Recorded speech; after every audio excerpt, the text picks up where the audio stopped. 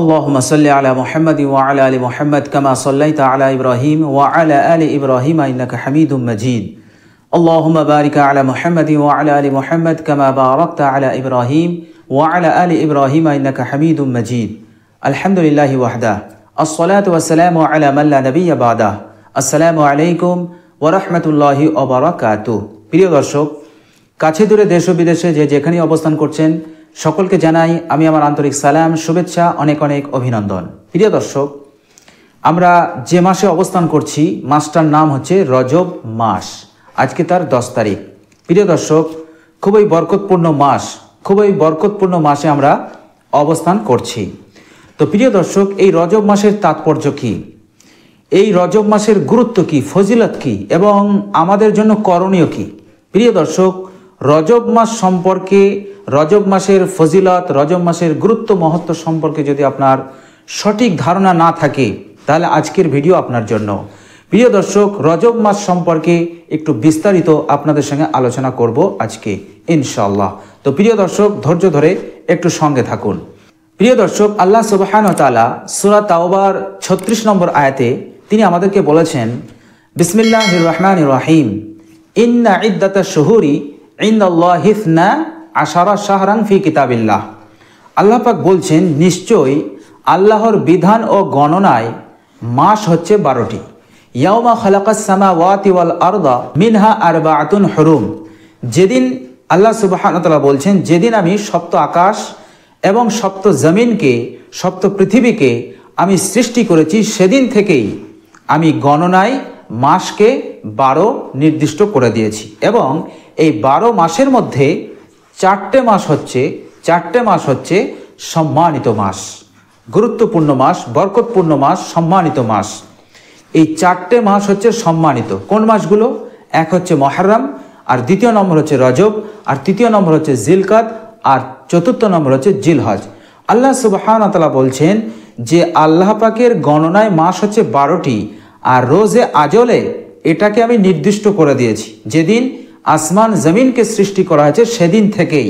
আর 12 মাসের মধ্যে 4টে মাসকে আমি সম্মানিত করেছি, মুহররম মাসকে, রজব মাসকে, জিলকাদ আর জিলহজকে। আল্লাহ পাক এই 4টে মাসকে সম্মানিত করার জন্য কেন বাছলেন? এখানে রমজানকে তো ঢোকালেন না, রবিউল আউয়াল মাসকেও তো ঢোকালেন না।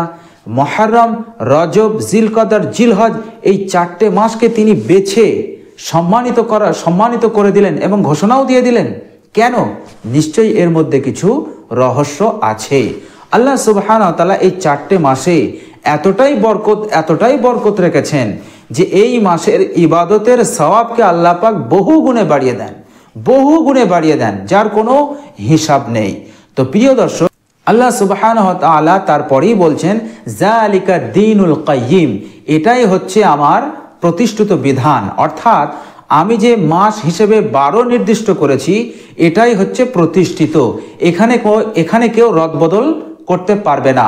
পৃথিবীর কোনো শক্তি মাসকে, যে 12 মাস, এটার কোনো রদবদল করতে পারবে না। 12কে কেউ 13 করতে পারবে না, আবার 12কে কেউ 11 করতে পারবে না। 12ই মাস, বছরে মাস 12টা, এই 12টাই থাকবে। এবং 12টার মধ্যে 4টে মাসকে আল্লাহ পাক সম্মানিত করেছেন, এই 4টেই থাকবে। পৃথিবীর কোনো শক্তি এই 4টের মধ্যে অন্য কোনো মাসকে ঢুকিয়ে দিতে পারবে না, সম্মানিত বলে ঘোষণা করে দিতে পারবে না। কারণ আল্লাহ সুবহানাহু ওয়া তাআলা রোজে আজল থেকে এটাকে নির্দিষ্ট করে দিয়েছেন, লিপিবদ্ধ করে দিয়েছেন লওহে মাহফুজে। তো প্রিয় দর্শক, এই 4টে সম্মানিত মাসের মধ্যে রজব হচ্ছে একটি, আর আমরা সেই বরকতপূর্ণ রজব মাসে অবস্থান করছি। তো আমাদের করণীয় কি? প্রিয় দর্শক, এই পবিত্র রজব মাসে করণীয় বলতে আল্লাহ সুবহানাহু ওয়া তাআলা তারপরেই আমাদেরকে বলছেন, ফালা তাজলিমু ফিহিন্না আনফুসাকুম, তোমরা এই মাসে নিজেদের উপরে জুলুম করো না, নিজেদের উপরে অত্যাচার করো না।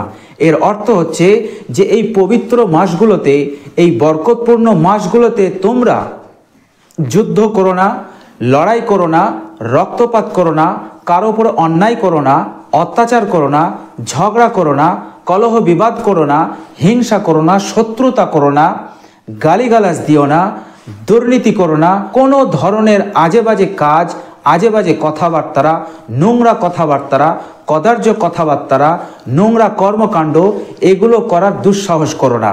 এগুলো করা মানে এই পবিত্র মাসের আদবকে ক্ষুণ্ণ করা, এই পবিত্র মাসকে অসম্মান করা। সুতরাং এই পবিত্র মাসকে আল্লাহ পাক সম্মান দিয়েছেন, সেই সম্মানের রক্ষার্থে, সেই সম্মানকে রক্ষা করার জন্য তোমরা এই সমস্ত খারাপি হতে, গুনাহ হতে নিজেদেরকে বিরত রাখো আর আল্লাহর ইবাদতে যত্নবান হও। 5 ওয়াক্ত নামাজ পাবন্দির সহিত পড়ো, কোরআন তেলাওয়াত করো, নফল নামাজ পড়ো, তাহাজ্জুদ পড়ো, ইশরাক পড়ো, চাস পড়ো, তাসবিহ তাহলিল পড়ো, কালমা শরীফ বেশি বেশি পড়ো, দরুদ শরীফ বেশি বেশি পড়ো, মাসলা মাসাইল জানো, ইসলামিক বই পড়ো। তো আল্লাহর ইবাদতে যত্নবান হও, জনসেবক কাজে যত্নবান হও, ভালো ভালো কাজে যত্নবান হও। এটাই হচ্ছে আমাদের করণীয়। আর দ্বিতীয় নম্বর হচ্ছে তোমরা রমজানের জন্য প্রস্তুতি নাও।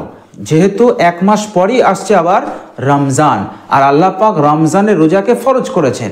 যেমন আল্লাহ সুবহানাহু ওয়া তাআলা সূরা বাকারার 183 নম্বর আয়াতে আমাদেরকে বলেছেন, বিসমিল্লাহির রহমানির রহিম, ইয়া আইয়ুহাল্লাযীনা আমানু কুতিবা আলাইকুমুস সিয়াম কামা কুতিবা আলাল্লাযীনা মিন ক্বাবলিকুম লাআল্লাকুম তাত্তাকুন।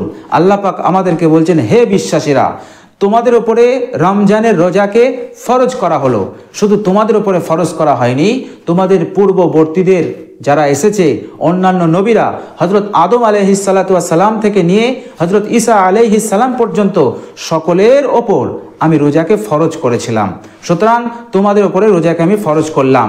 তো প্রিয় দর্শক, যেহেতু সামনে রমজান মাসের ফরজ রোজা, এই ফরজ রোজাগুলো তো আমাদের রাখতেই হবে। এর জন্য তোমরা আগে থেকেই প্রস্তুতি নাও। আগে থেকে বলতে রজব মাস থেকেই প্রস্তুতি নাও। কিভাবে প্রস্তুতি নেবে? তোমরা আল্লাহর ইবাদতে যত্নবান হও আর দিনের বেলায় একটু রোজা রাখো। বিশ্বনবী সাল্লাল্লাহু আলাইহি ওয়াসাল্লাম এইভাবেই তিনি প্রস্তুতি নিতেন। বিশ্বনবী সাল্লাল্লাহু আলাইহি ওয়াসাল্লাম রজব মাসে, শাবান মাসে এত বেশি নফল রোজা রাখতেন যা অন্য কোনো মাসে এত বেশি নফল রোজা রাখতেন না। এর কারণ ছিল, এর রহস্য এটাই ছিল, রমজানের প্রস্তুতি। রমজানের প্রস্তুতির জন্যই, রমজানের প্রস্তুতি নেওয়ার জন্যই তিনি এত বেশি বেশি রোজা রাখতেন। সুতরাং রজব মাসে আমাদের আরেকটি করণীয়, সেটা হচ্ছে রমজান মাসের জন্য প্রস্তুতি নেওয়া। এর জন্য আমাদেরকে বেশি বেশি রোজা রাখার চেষ্টা করা।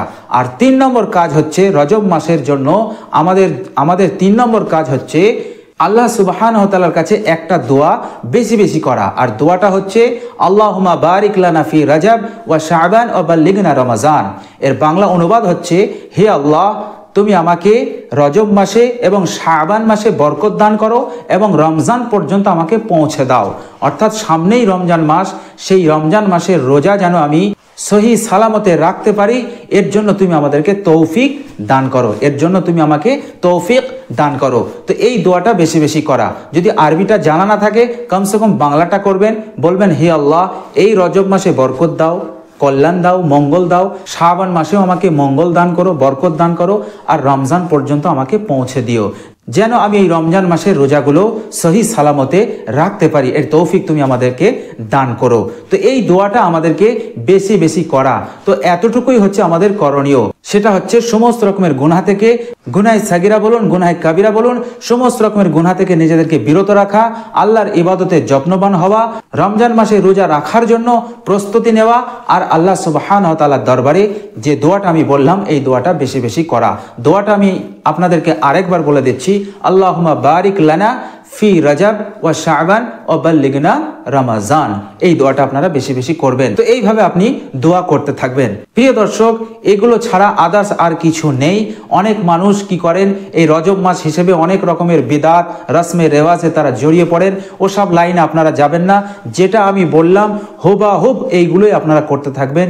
ইনশাআল্লাহ আপনাদের ইবাদতের সওয়াবকে আল্লাহ পাক বহু গুণে বাড়িয়ে দেবেন এবং রমজান পর্যন্ত পৌঁছে দেবেন।